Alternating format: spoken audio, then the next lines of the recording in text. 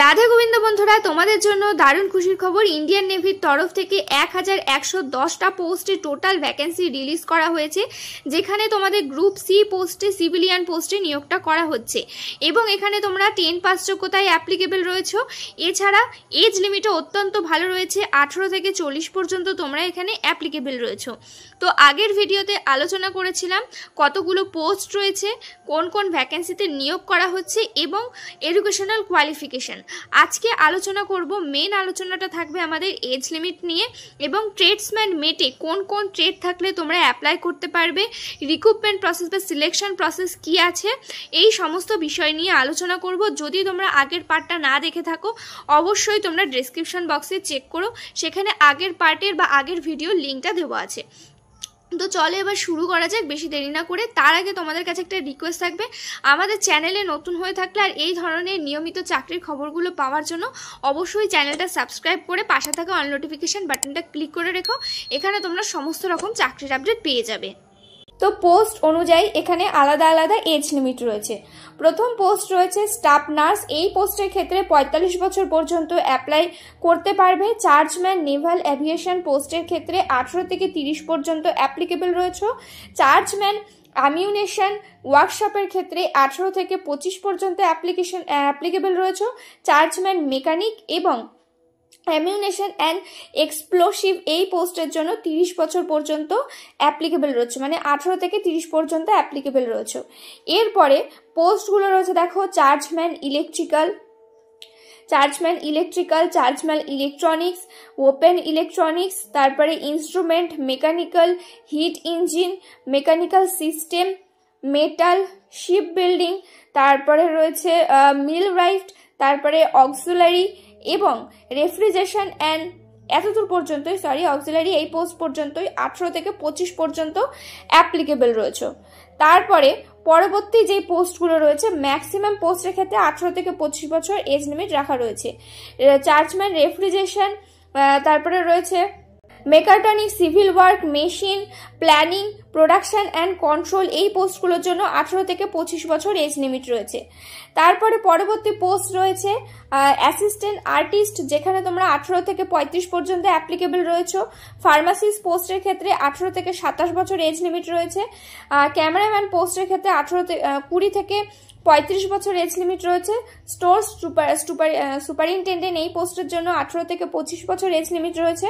Fire engine driver এবং fireman এই পোস্টের ক্ষেত্রে 18 থেকে 27 বছর এজ লিমিট রয়েছে। তো তারপরে রয়েছে store keeper, civil motor driver, tradesman mate এবং পেস্ট কন্ট্রোল ওয়ার্কার আর ভান্ডারি এই পোস্টের জন্য 18 থেকে 25 বছর এজ লিমিট।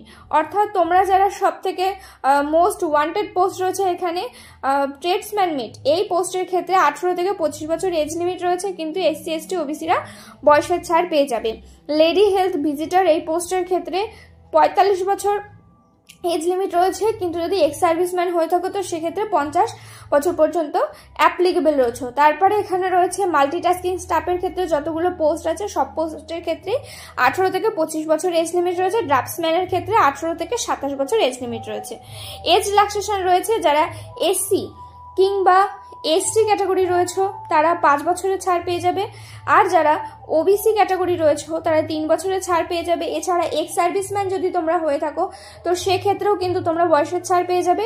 এছাড়া EWS ক্যাটাগরির ক্ষেত্রে কোনো বয়সের ছাড় হয়নি, PWBD যদি ক্যাটাগরি হয়ে থাকো তো সেক্ষেত্রেও তোমরা বয়সের ছাড়টা পেয়ে যাবে।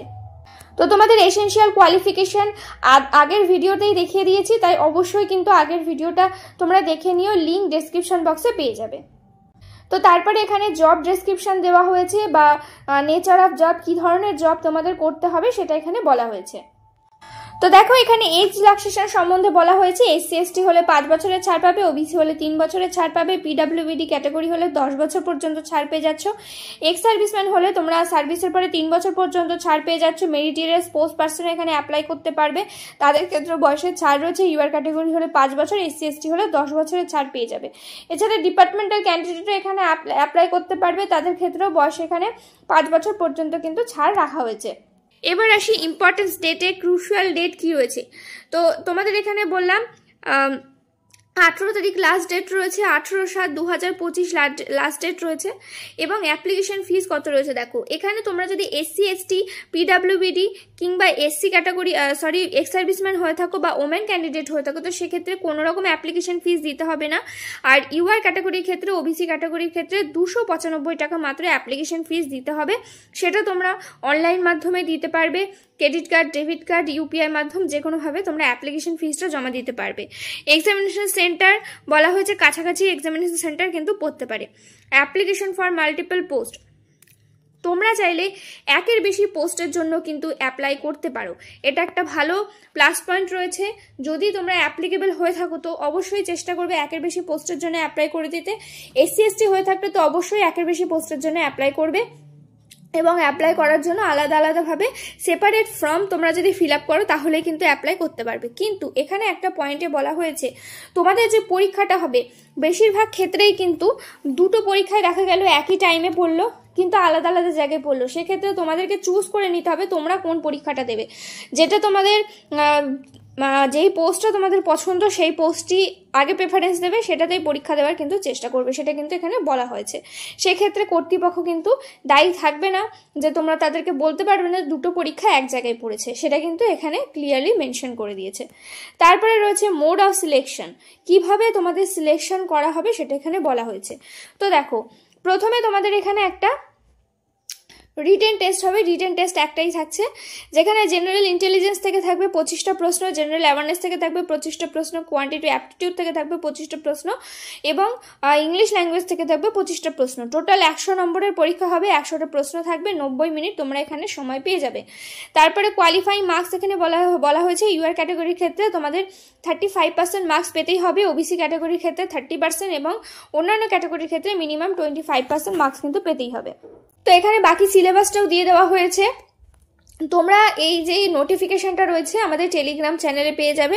অবশ্যই নোটিফিকেশনটা ডাউনলোড করে ভালোভাবে পড়ে নেবে, কোথায় কি আছে, কিভাবে তোমাদের সিলেবাসটা রয়েছে, সিলেবাসে কি কি রয়েছে সমস্তটা দেখে তারপরে কিন্তু তোমরা তোমাদের প্রিপারেশনটা শুরু করতে পারবে।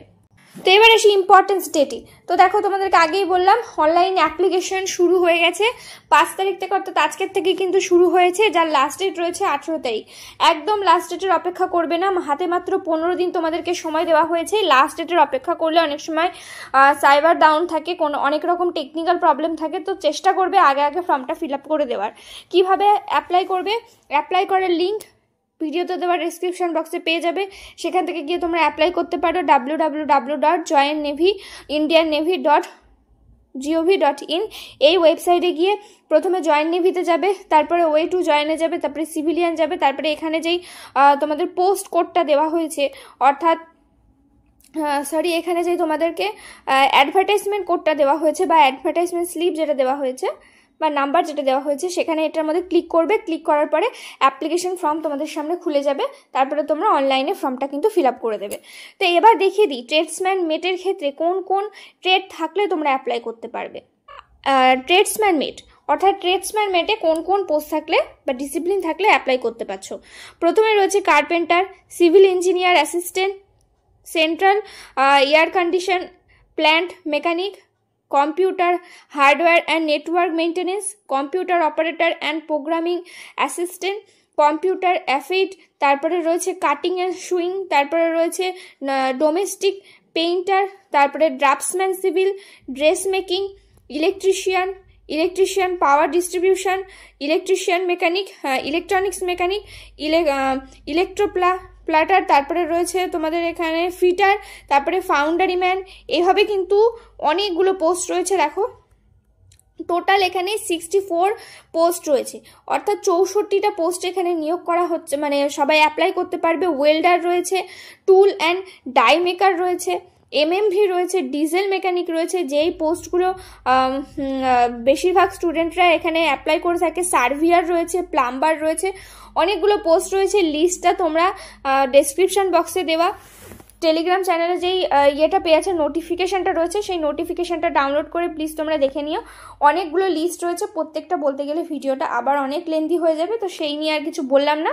ডেসক্রিপশন বক্সে সমস্ত কিছু তোমরা পেয়ে যাবে, সেখান থেকে গিয়ে দেখে বুঝে ভালোভাবে অ্যাপ্লাই করবে। তোমাদের কাছে একটা দারুণ সুযোগ, বেশ ভালো পোস্টে তোমাদের এখানে নিয়োগ করা হচ্ছে। 1110টা টোটাল পোস্ট রয়েছে এবং সম্পূর্ণ পার্মানেন্ট ও সরকারি পোস্টে নিয়োগ করা হচ্ছে, সিভিলিয়ান পোস্টে নিয়োগ করা হচ্ছে এবং এই চাকরির মেয়াদ হচ্ছে 60 বছর। তোমাদের যতদিন 60 বছর হবে ততদিন পর্যন্ত তোমরা কিন্তু এখানে চাকরিটা করতে পারবে। এটা একটা বেশ ভালো সুযোগ রয়েছে, কেন্দ্রীয় সরকারের চাকরি রয়েছে। তো আশা করি সমস্তটা ক্লিয়ার হয়েছে। এর বাইরে যদি কোনো প্রশ্ন থাকে, কোনো যদি কোয়ারিজ থাকে, অবশ্যই আমাদের কমেন্ট করে জানিও। ভিডিওটাতে প্লিজ একটা লাইক করে দিও। চ্যানেলে নতুন হয়ে থাকলে চ্যানেলটা সাবস্ক্রাইব করে পাশে থাকা অল নোটিফিকেশন বাটনটা ক্লিক করে রেখো। এখানে তোমরা নিয়মিত রাজ্য কেন্দ্রের সমস্ত রকম চাকরির আপডেট পেয়ে যাবে। দেখা হচ্ছে পরের ভিডিওতে।